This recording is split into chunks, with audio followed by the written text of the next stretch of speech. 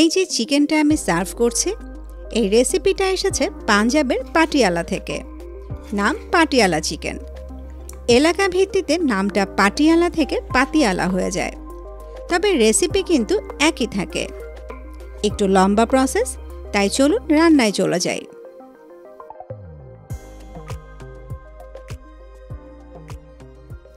Chicken Patiala তৈরি করতে অনেকগুলো উপকরণ লাগে, তাই আপনাদের সুবিধার জন্য প্রথমে একটু দেখিয়ে দেই। মুরগির মাংস তো লাগছেই, সেই সাথে ধনেপাতা কুচি, কাঁচামরিচ কুচি, আদা কুচি, রসুন কুচি। আদাগুলোকে দেখেন আবার দুরকম করে কেটে নিয়েছি, কোনটা কখন লাগবে রান্নার সময় বলে দেব।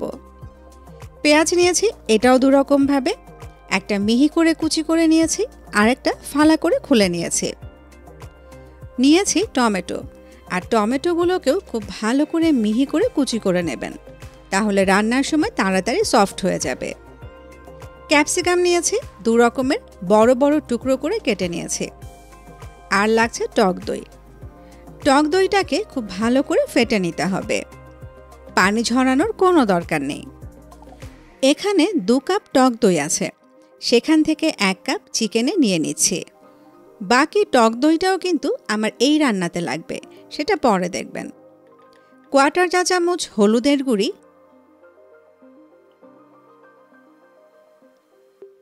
শুকনো মরিচের গুঁড়ি আধা চা চামচ,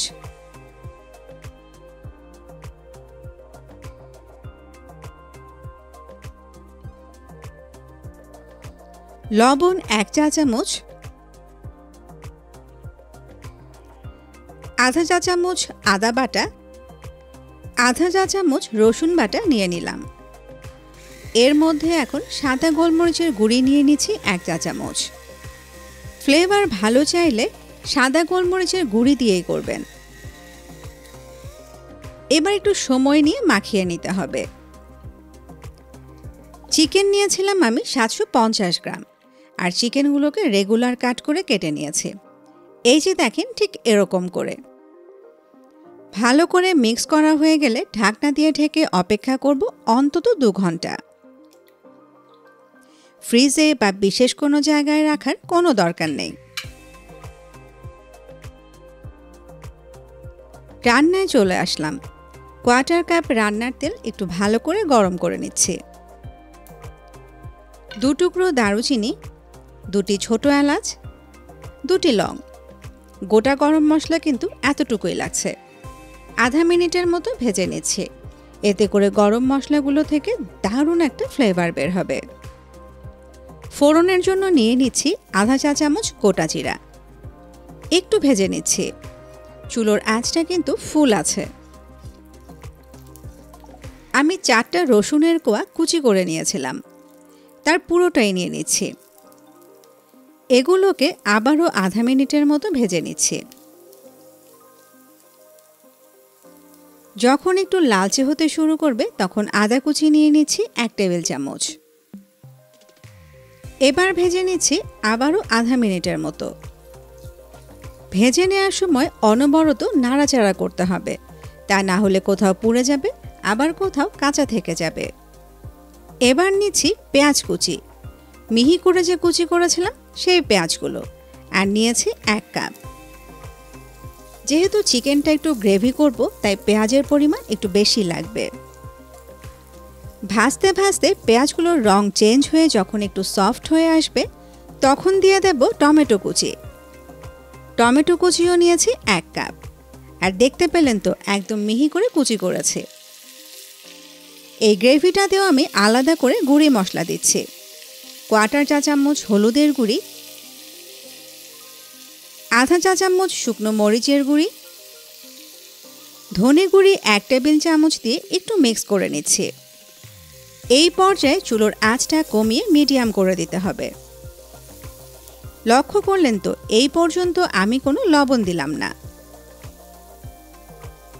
ভালো করে মিক্স করা হয়ে গেলে আধা কাপ পানি দিয়ে আমি এখন মশলাগুলোকে রান্না করব।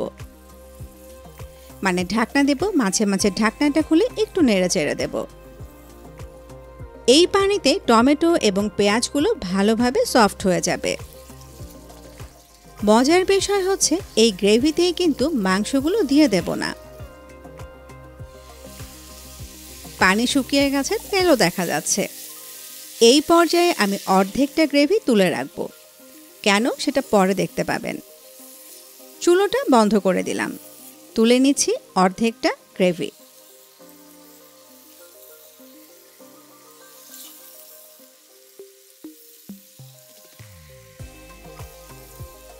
এটাকে এক পাশে রেখে দিয়ে বাকি প্রসেসটুকু করে নিচ্ছি। ম্যারিনেট করে রাখা চিকেনগুলো নিয়ে নিলাম। যেই বাটিটাতে ম্যারিনেট করেছিলাম তাতে সামান্য পানি দিয়ে মশলাগুলো ধুয়ে নিয়ে নিচ্ছি। এতে করে আমার আর কোনো মশলা নষ্ট হলো না। চুলোটা মিডিয়াম করে দিলাম। চিকেন রান্নার পুরো প্রসেসটাই হবে মিডিয়াম আঁচে। 1 চা চামচ কাঁচামরিচ কুচি। আবারও মিক্স করে নিচ্ছি। এবার চিকেনগুলোকে রান্না করব স্বাভাবিক রান্না করার মতোই। যেহেতু মিডিয়াম আঁচে ঢাকনা দিয়ে রান্না করছি, আবার টক দই দিয়ে ম্যারিনেট করেছিলাম, তাই চিকেন থেকে পর্যাপ্ত পরিমাণ পানি বের হবে, আর সেই পানিতেই চিকেনগুলো খুব সুন্দরভাবে সফট হয়ে যাবে। দেখতে পাচ্ছেন কতটা পানি বের হয়েছে। চিকেনটা রান্না হতে থাক, ওদিকে আমি আরও একটা গ্রেভি তৈরি করে নেই। সামান্য রান্নার তেল নিয়ে নিচ্ছি। এই ধরেন 2-3 টেবিল চামচের মতো। ফোড়নের জন্য আস্ত বা গোটা জিরা আধা চা চামচ, রসুন কুচি 1 চা চামচ। একটু ভেজে নিচ্ছি। চুলোর আঁচটা মিডিয়ামে আছে, ফুল আঁচে থাকলে জিরাগুলো পুড়ে যেতে পারে। 1 চা চামচ আদা কুচি নিয়ে নিলাম। ভেজে নিচ্ছি আধা মিনিটের মতো। এতে করেই দেখবেন রসুনগুলোর মধ্যে গোল্ডেন একটা কালার চলে এসছে। যে গ্রেভিটা তুলে রেখেছিলাম সেটা নিয়ে নিচ্ছি। একটু মিক্স করে নিচ্ছি। বাকি যে 1 কাপ টক দই ছিল তার পুরোটাই নিয়ে নিচ্ছি। ভালো করে মিক্স করে নিচ্ছি। লবণ দিয়ে দিচ্ছি 1 চা চামচ। এই গ্রেভিটার মধ্যেও গুঁড়ি মশলা দিয়ে দেব। 1/4 চা চামচ হলুদের গুঁড়ি, আধা চা চামচ শুকনো মরিচের গুঁড়ি, জিরা গুঁড়ি আধা চা চামচ। আজকে যতগুলি গুঁড়ি মশলা ব্যবহার করলাম তার সবগুলোই এসিআই পিওর ব্র্যান্ডের। সেই সাথে ধনে গুঁড়ি আধা চা চামচ। শুকনো মেথি পাতা বা কাসুরি মেথি যেটাকে বলে নিয়ে নিচ্ছি 1 টেবিল চামচ। আর এই পাতিয়ালা চিকেনে এটা খুবই ইম্পর্ট্যান্ট একটা উপকরণ। শুকনো উপকরণগুলো একটু মিক্স করে নিচ্ছি। এর মধ্যে দিয়ে দিচ্ছি 1 চা চামচ কাঁচামরিচ কুচি। এবার রান্না করব টক দইয়ের যে পানি পানি ভাবটা আছে তা চলে যাওয়া পর্যন্ত। এই পর্যায়ে একটু ঘন ঘন নাড়াচাড়া করতে হবে। পাটিয়ালা চিকেনের বৈশিষ্ট্য হচ্ছে এটা অনেক গ্রেভি হবে, আর গ্রেভিটা হবে অনেক ঘন। পুরোটাই যদি চিকেনের সাথে দিয়ে রান্না করতাম তাহলে চিকেনগুলো একদম গলে যেত। তাই অর্ধেকটা গ্রেভি আমরা এখানে আলাদা করে করে নিচ্ছি। গ্রেভিটা ঘন হয়ে গেছে, আবার তেলও উঠে আসছে। এই পর্যায়ে নিয়ে নেব ফালি করে রাখা পেঁয়াজগুলো, সেই সাথে ক্যাপসিকামগুলো। এগুলোকে এখন আধা মিনিট রান্না করে চিকেনের মধ্যে দিয়ে দেব। পেঁয়াজ আর ক্যাপসিকামের পরিমাণ বলছি না, যত বেশি দেবেন খেতে তত বেশি ভালো লাগবে।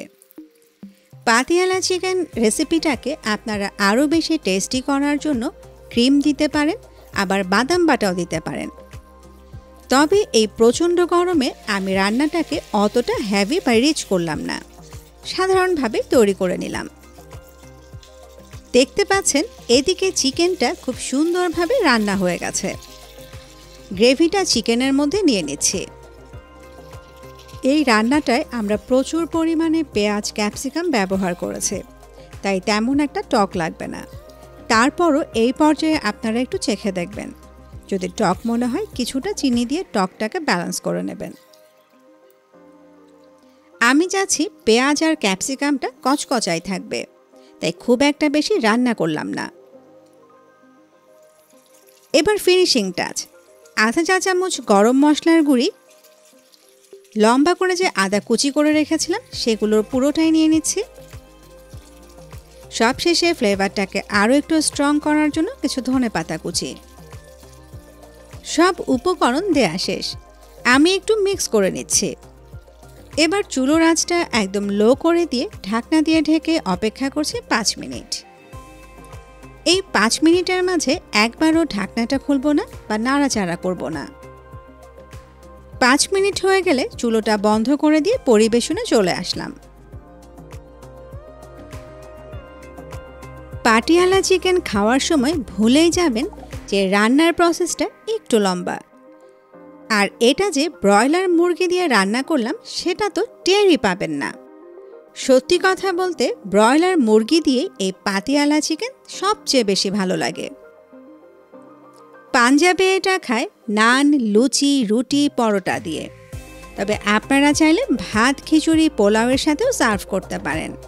তবে আমার সবচেয়ে ভালো লাগে সাদা ভাত দিয়ে, কারণ সাদা ভাত দিয়ে খেলেই এই ফ্লেভারটা খুব ভালোভাবে বোঝা যায়। সুযোগ পেলে আমাদের জন্য একটু দোয়া করবেন। এতক্ষণ সময় দিয়ে সাথে থাকার জন্য সবাইকে অসংখ্য অসংখ্য ধন্যবাদ।